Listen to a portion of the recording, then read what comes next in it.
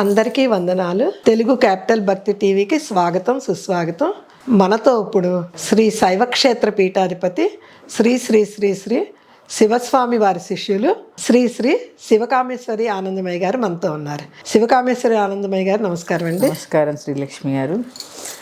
గురు బ్రహ్మ గురుర్విష్ణు గురుదేవో మహేశ్వర గురు సాక్షాత్ పరబ్రహ్మ తస్మై శ్రీ గురవే నమః. సదాశివసమారంభాం వ్యాసశంకర మధ్యమాం అస్మదాచార్య పర్యంతాం వందే గురు పరంపరాం. శివాయ గురవే నమః. శివాయ గురవే నమః. శివాయ గురవే నమః. శ్రీమాత్రే నమః. శ్రీమాత్రే నమః. శ్రీమాత్రే నమః. నమస్కారం అండి. నమస్కారం అండి. మనము గ్రహముల గురించి చెప్పుకుంటున్నాం కదండి. గురువారం నాడు గురుగ్రహ ప్రభావం ఎలా ఉంటుంది మనిషి మీద? శబ్దానికి అర్థం ఏంటి అంటే గురోర్ అంధకారస్య. గు అనే శబ్దము చీకటిని నింపేదైతే రు అనే శబ్దము నివారించేది అని అర్థం. అంటే గురు అనే శబ్దానికి మొత్తం అర్థం ఏంటి అంటే చీకటిని తొలగించేవాడు గురువు. చీకటిని తొలగించేవాడు గురువు. అంటే ఇక్కడ చీకటి అంటే ఏంటి అంటే చీకటి అంటే ఏదో లైట్లు లేకుండానో రాత్రో ఉన్న చీకటిని కాదు, అజ్ఞానాన్ని తొలగించేవాడు గురువు. ఇప్పుడు గురుగ్రహము అంటే బృహస్పతిని గురుగ్రహము అంటారు. దేవతలకి గురువు బృహస్పతి. దేవతలకే గురువు కావాల్సి వచ్చినప్పుడు మన మానవాళికి గురువు ఎందుకు అవసరం లేదు? ఇది ప్రతి ఒక్క మానవులు తనకి తన్నుగా వేసుకోవాల్సిన ప్రశ్న. ఎందుకంటే ఏది నేర్చుకోవాలన్నా కూడా గురువు అవసరమే కదండి. ఇప్పుడు మన స్కూల్కి వెళ్ళాం, గురువు అవసరం. అవును. ఏదైనా పూజ నేర్చుకోవాలి, గురువు అవసరం. ఏదో ఒక ఆధ్యాత్మికతలోనూ ఏది నేర్చుకుంటున్నప్పుడైనా ఏదో ఒక మనకి ఒక ప్రశ్న మొదలవుతూ ఉంటుంది. ఆ ప్రశ్న నివృత్తి చేసుకోవాలి అంటే గురువు కావాలి. అమ్మ తొలి గురువు అండి. ఎవరికైనా కూడా అమ్మ తొలి గురువు. అందుకే మనం లలితసహస్రనామంలో కూడా శ్రీమాత అని ఎందుకు చెప్పుకుంటామంటే అమ్మ కూడా గురువు కాబట్టి. ఇలా చెప్పుకుంటూ వెళితే గురువు అవసరం ప్రతి దినం కాదండి, ప్రతి క్షణం మన జీవితంలో చాలా అవసరం. అవును. ఎందుకంటే మానవుడు రకరకాల ప్రశ్నలతో ఎప్పుడూ సతమతం అయిపోతూనే ఉంటాడు. లేచింది మొదలు ఇదంతా ఏంటి? అజ్ఞానం. అజ్ఞానం అంతే కదా. నాకు తెలియదు అనుకోవడం అజ్ఞానమేగా. ఎందుకు వస్తుంది ఈ అజ్ఞానము అంటే మనం గురువుని ఆశ్రయించాం. అందుకని ఈ అజ్ఞానం మొదలవుతూ ఉంటుంది. నేను చెప్పాను, దేవతలకే గురువు అవసరమైనప్పుడు మనం నిమిత్త మాత్రులం, మానవులం. మనకెంత అవసరం? మానవ మాత్రం ఏ విషయమైనా భగవంతుడి సహాయం లేనిదే ముందుకెళ్ళలేం కాబట్టి నిమిత్త మాత్రమే. కాబట్టి గురువు ఎంత అవసరం అండి మనకి? ఈ విషయాన్ని విస్మరిస్తూ ఉంటాం. కలియుగంలో మానవులకి ఉన్న పెద్ద ఇబ్బంది అప్పులు, రుణాలు. రుణ బాధతో చాలా ఏ రుణాలు? ధన రుణం, పితృ రుణం, తల్లి రుణం, ఇట్లా మీకు తెలుసా అనేక రకాలైన రుణాలు ఉంటాయి జీవితంలో. అంటే ఈ పితృ రుణాల వల్ల కూడా బాధపడుతూ ఉంటారు కదండి. పితృ రుణం, స్త్రీ రుణం కూడా, స్త్రీ రుణం. ఇట్లా దాని గురించి మాట్లాడుకోవాలంటే మనం ఇంకో వీడియో చేయొచ్చు తప్పకుండా. ఈ రుణాలు అన్నీ కూడా ఒక్క గురువుని ఆశ్రయిస్తే వెళ్ళిపోతాయి. మనం ఎంతసేపు ఏం చేస్తాము అంటే గురువు అంటే ఫోటోలో ఉన్న వాళ్ళే గురువులు అనుకుంటూ ఉంటాం. ఈ భౌతికంగా మనం ఎవరిని గురువుని ఆశ్రయించాం. ఎప్పుడైతే మనం భౌతికంగా వెళ్ళి ఒక గురువుని ఆశ్రయిస్తామో అప్పుడే గురువు యొక్క విలువ తెలుస్తూ ఉంటుంది. నవగ్రహాలలో ఒక గ్రహము గురువు అంటే ఆలోచించండి, మన జీవితానికి ఎంత అవసరమో. నవగ్రహాల వల్ల చలనం వల్ల మన యొక్క రోజు నడవడి మొదలవుతూ ఉంటుంది. అవునా? ఈ గ్రహం ఎక్కువ, ఆ గ్రహం తక్కువ. ఇన్ని గ్రహాలలో గురువుని పెట్టారు అంటే గురువు యొక్క ఆవశ్యకత మనం తెలుసుకోవాలి కదా. అవునండి. మన ఇంకా చెప్పాలి అంటే మన భారతదేశమే జగద్గురువు అందరికీ. జగద్గురువు భారతదేశం అంతే కదా. మరి ఇప్పుడు ఎన్నో కంట్రీస్ అందరూ కూడా భారతదేశాన్ని చూసి నేర్చుకుంటున్నాయి అంటే మన భారతదేశం జగద్గురువు అంటున్నారు. అందులోకే వస్తున్నాను. ఈ జగద్గురు ఫస్ట్ మన భారతదేశం. ఎన్నో కంట్రీస్కి జగద్గురువు మన భారతదేశం. ఎందుకు జగద్గురువు? ఇక్కడ గురువు లేకపోతే మంత్రం లేదు, గురువు లేకపోతే మోక్షం లేదు, గురువు లేకపోతే జ్ఞానం లేదు, గురువు లేకపోతే ధనం కూడా లేదు. గురువు లేని విద్య గుడ్డి విద్య అంటారు. గుడ్డి విద్య. ఏది కావాలన్నా కూడా నీకు గురువుతోనే నువ్వు ఇంటర్రిలేట్ అయి ఉంటావు, అనుసంధానం అయి ఉంటావు. గురువు అనే శబ్దానికే ఇప్పుడు నువ్వు చదువుకున్నావంటే గురువు ద్వారానే కదండి. నేను ఇంజనీరింగ్ చదివినా, లేకపోతే డాక్టర్ చదివినా, లేకపోతే డిగ్రీ చదివినా గురువు లేకుండా చదివావా? అంటే మన జీవితంలో గురువు యొక్క దాన్ని ఏమంటారు, ప్రాముఖ్యత అర్థమవుతూనే ఉంది కదా చాలా. ఇక్కడ మనం తెలుసుకోవాల్సింది అదే. గురువు, గ్రహము ఇవన్నీ పక్కకు పెడితే గురువు యొక్క విశిష్టత తెలుసుకోవాలి ముందు. చెప్పండి. గురువు యొక్క విశిష్టత ఎలా ఉంటుంది, గురువుని ఎలా సెలెక్ట్ చేసుకోవాలి? ఒక వేదాధ్యయనం చేయడం. ఇక్కడ ఇద్దరు గురువులు ఉంటారు. ఉవాచ గురువు, వాచక గురువు అని ఇద్దరు ఉంటారు. చెప్పేవాళ్ళు, సాధన చేయించేవాళ్ళు ఇద్దరు గురువులు. గురువు అనే శబ్దానికి అసలు అర్థం ఏంటంటే వేదాధ్యయనం చేసినవాడు, ఇంద్రియ నిగ్రహం కలవాడు, అనుష్ఠానపరులు. వీళ్ళని గురు శబ్దం కింద మనం భావిస్తూ ఉంటాం. ఉపాధ్యాయులు వేరు, గురువులు వేరు. ఇక్కడ మనం తెలుసుకోవాల్సింది ఉపాధ్యాయులు వేరు, గురువులు వేరు. ఈ గురువు అనే శబ్దం ఇప్పుడు చెప్పాను కదా, మనలో ఉండే అజ్ఞానం అనే చీకటిని తొలగించేవాడే గురువు. అజ్ఞానం అనే చీకటి ఎలా మనకు తొలుగుతుంది అంటే, అందుకే గురుపాదకులు ఎక్కడ పెట్టారు తెలుసండి? మన సహస్రార చక్రం మీద పెట్టారు. అందుకే ఈ మృగముద్ర వేసి ఇక్కడ పెడుతూ ఉంటాం పాదాలు. పెడితే నేను నాలో ఉండే పశు లక్షణాలన్నీ నీ పాదాల చెంత పెడుతున్నాను, నన్ను అనుగ్రహింపు గురుదేవా అని ప్రార్థిస్తూ ఉంటాం.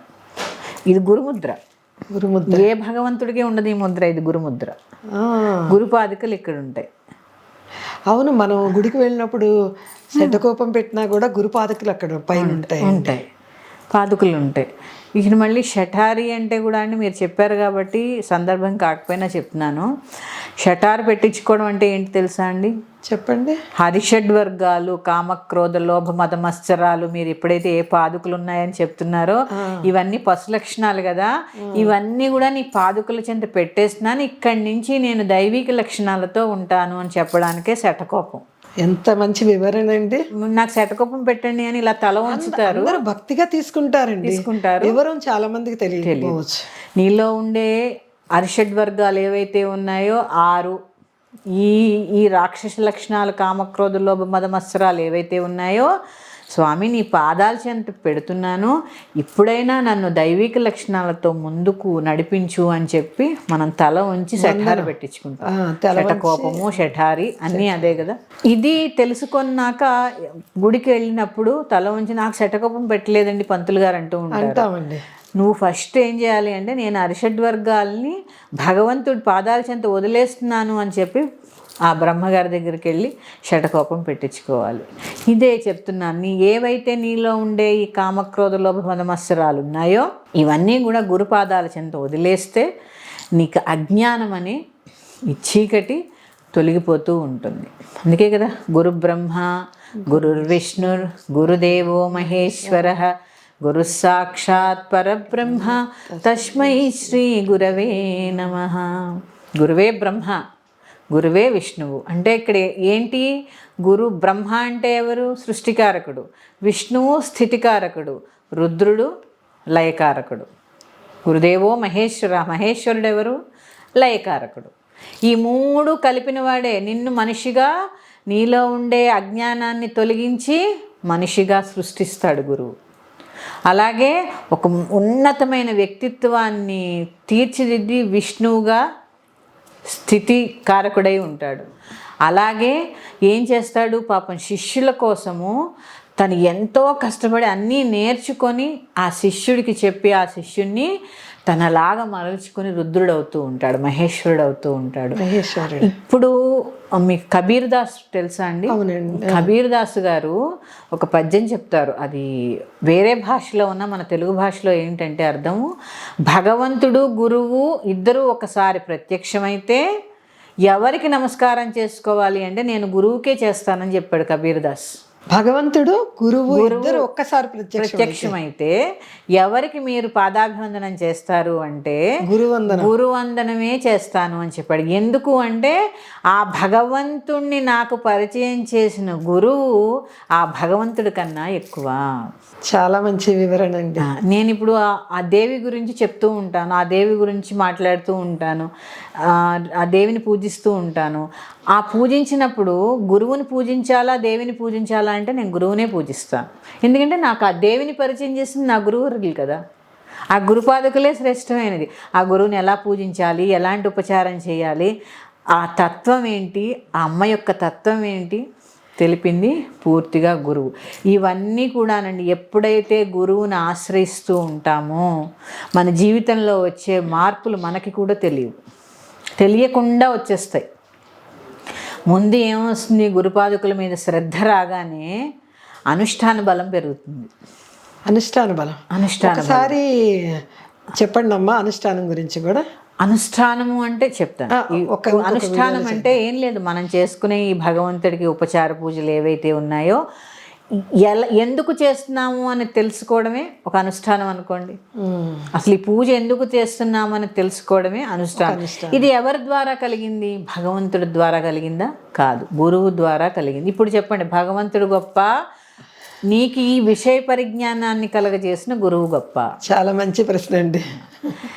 ఇప్పుడు గురుగ్రహం, మాకు గురువు బాగోలేదండి, వివాహం అవ్వట్లేదు, మాకు గురువు బాగోలేదండి, అప్పులయ్యాయి, గురుగ్రహం బాగాలేదండి, భార్యాభర్తలను కొట్టుకుంటున్నాం. గురువు ఉంటే ఇక్కడ మన జీవితంలో తెలుసుకోవాల్సింది ఏంటంటే, గురువు ఉంటే మన దగ్గర అన్నీ ఉన్నట్టే. గురువు యొక్క అనుగ్రహం గనక మనం పొందగలిగితే మన దగ్గర లేనిదే ఉంటుందండి. భగవంతుడితో సహా అన్నీ ఉంటాయి. భగవంతుడితో సహా అంతే కదా. మరి ఎప్పుడు కావాలన్నా నీకు ఆ గురుపదాలు, ఆ పాదాలు ఆశ్రయిస్తే భగవంతుడి గురించి ఆయన చెప్తూనే ఉంటారుగా. ఎందుకంటే పాపం శిష్యుడికి ఏదైనా నేర్పాలని తాపత్రయంలోనే ఎక్కువ ఉంటారు గురువులు. నాకు ఎలా అర్థం అవుతుందో తెలుసా అండి, తల్లి తర్వాత గురువు కూడా ఒక తల్లి లాంటి వాళ్ళే అన్నమాట. అంతే కదండి. మరి అందుకే కదా మాతృదేవో భవ పితృదేవో భవ, తర్వాతి స్థానం అన్నకో అక్కకో లేకపోతే బాబాయ్కో పిన్నికో ఇవ్వలేదండి, గురుదేవో భవ. అంటే మన జీవితంలో జన్మనిచ్చిన తల్లి, ఆ తర్వాత తండ్రి, తర్వాత ఏ స్థానం గొప్పది అంటే గురుస్థానమే గొప్పది. ఒక వయసు వరకు తల్లిదండ్రుల బాధ్యత. మనం గురువుని నమ్ముకుంటే ఒక వయసు నుంచి గురువు మనల్ని అంతే వెంట పెట్టుకొని తీసుకువెళ్తూ ఉంటాడు. సమాజానికి మంచి పౌరుణ్ణి అందజేసేది ఒక గురువు మాత్రమే. అది ఆధ్యాత్మికంగా అవనివ్వండి, లేకపోతే వృత్తిపరంగా అవనివ్వండి, దేనికైనా ఒక మంచి వ్యక్తిత్వం ఉన్న ఒక సాధకుడిని కానీ ఒక అనుష్ఠానపరుణ్ణి కానీ తయారు చేసేవాడు ఒక గురువు మాత్రమే. ఇప్పుడు చెప్పండి, గురువు అనేది ఒక గ్రహమే నవగ్రహాల్లో గ్రహం.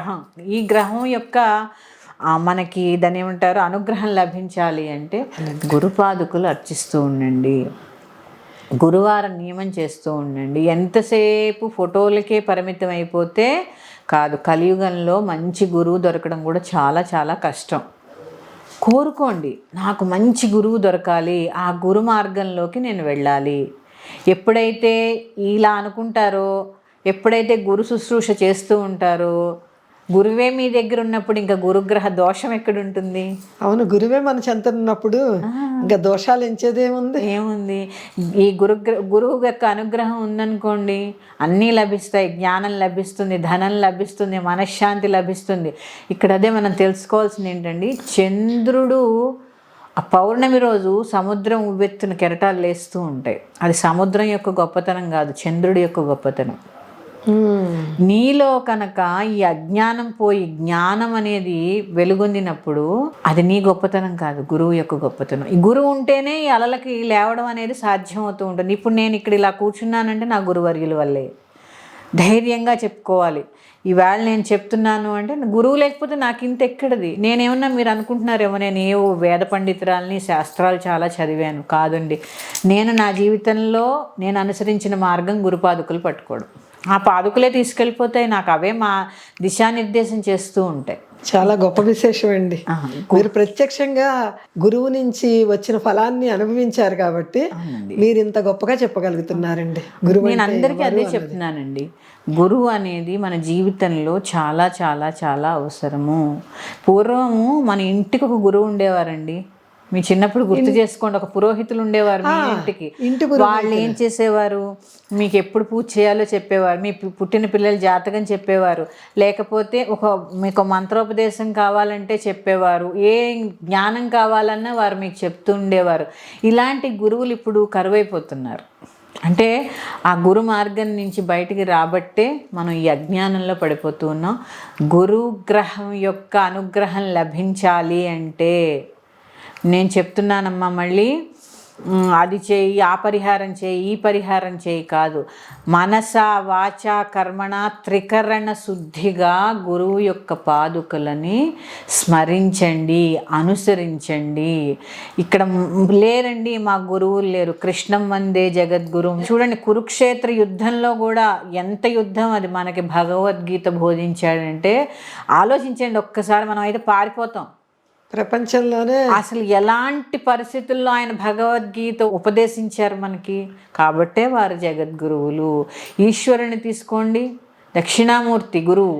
దక్షిణామూర్తి మనకి గురువు లేకపోతే శబ్దం అనేది మనకి తెలిసుండేది కాదు, గురువు లేకపోతే మంత్రం తెలిసుండేది కాదు, గురువు లేకపోతే పూజ కూడా తెలిసుండేది కాదు.